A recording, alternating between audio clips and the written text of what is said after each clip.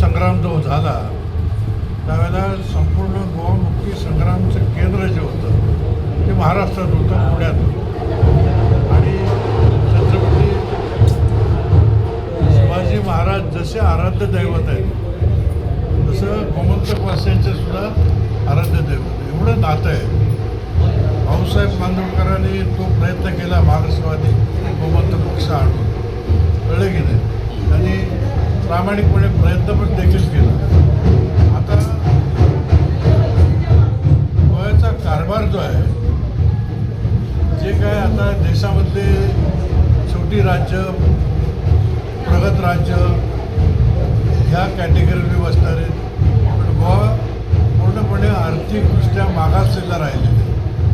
गोव्यामध्ये असणाऱ्या इकडच्या पिढीजात शेतकऱ्यांची जमिनी सेटलमेंट झोनमध्ये जायला लागतात. गोव्याचं सुंदर सौंदर्य जे आहे, समुद्र किनाऱ्याचं ते संपत चाललं आहे. तिथे कचरा साठत चालला आहे. पर्यावरणाचं कुठलंही काम तिथे होत नाही. गोव्यामध्ये स्वतःचं 65 वर्ष होऊन देखील विद्युत केंद्र नाही. त्यामुळे कारखाने येत नाहीत, रोजगार उत्पन्न होत नाही. आणि जो काय रोजगार इथे आहे त्यातला बाहेरचे जे बाहिले लोक आहेत ते रोजगार इकडच्या भूमिपुत्रांचे पळवतात. अशी गोव्यामधल्या जनतेची दयनीय परिस्थिती झाली. आणि ह्याच्यावरती मुंबईमध्ये बाळासाहेबांनी शिवसेना स्थापन केली ती भूमिपुत्रांच्या न्याय हक्कासाठी.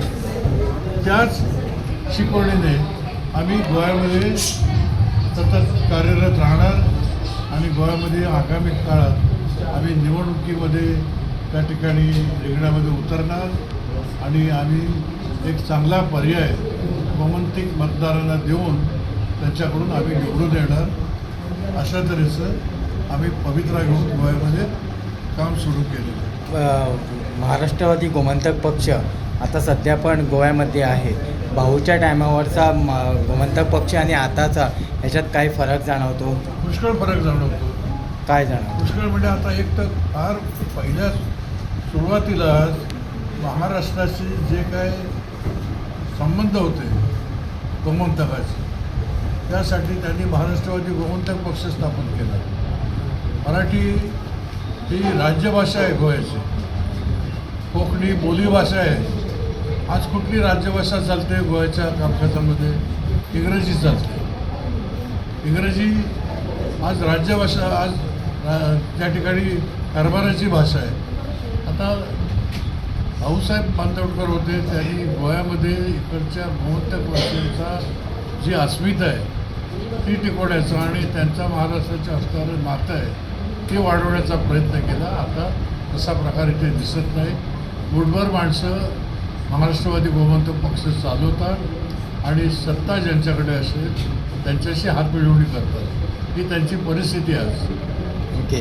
ST बांधव आहे ना, त्यांची सध्या मागणी आहे गोव्यामध्ये की रिझर्वेशन करायचं म्हणून. एसटीला रिझर्वेशनची मागणी आहे.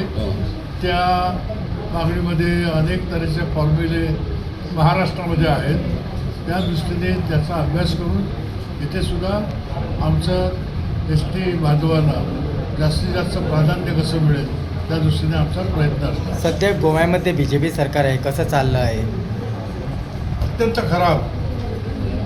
भारतीय जनता पक्षाचे इकडचे राज्यकर्ते आहेत हे सत्ता चालवण्यामध्ये असफल झालेत. आर्थिकदृष्ट्या गोमंतक मागासवर्गीय झालेलं आहे, मागास झालेलं आहे. गोव्यामधली आज 30 का 32 हजार एवढं कर्ज गोव्यावरती आहे. गोव्यामध्ये रोजगार निर्माण होत नाही. गोव्यामधल्या जमिनी या सेटलमेंट झोनमध्ये चालल्या आहेत, निवासी झोनमध्ये. अशा पद्धतीने गोव्यामधलं आणि गोव्यामध्ये सगळं गोव्याचं अर्थकारण जे आहे हे पर्यटकांवरती असतं. त्या पर्यटकांची संख्यासुद्धा आणि विशेषतः परदेशी पर्यटक आहेत ते कमी होऊ लागलेले आहेत. हा एक फार मोठा गोव्याच्या आर्थिक परिस्थितीला फटका देणारा विषय आहे. आणि त्यामुळे हे सरकार आणि या सरकारबद्दल नाराजी आमच्या सर्वेमध्ये लोकांमध्ये आहे. काँग्रेसला निवडून देतात पर्याय म्हणून, पण काँग्रेसवर तर विश्वास उडालेला आहे. कारण त्यांना विश्वासाने निवडून दिल्यानंतर ते 11 आमदार मागच्या वेळेला पक्षांतर केलं त्यांनी आणि मतदारांचं त्या ठिकाणी त्यांनी फार मोठं नुकसान केलं. त्याचा विश्वास गमावला.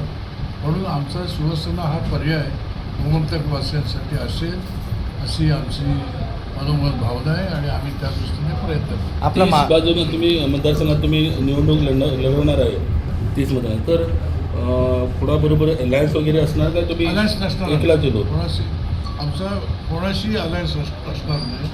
आम्ही शिवसेना BJP एकत्र म्हणून जरी महाराष्ट्रात असलो तरी आम्हाला ते काय बंधन नाही, ना BJPला ना शिवसेनेला, की आम्हाला अलायन्स करायला पाहिजे. आम्ही अलायन्स करणार नाही.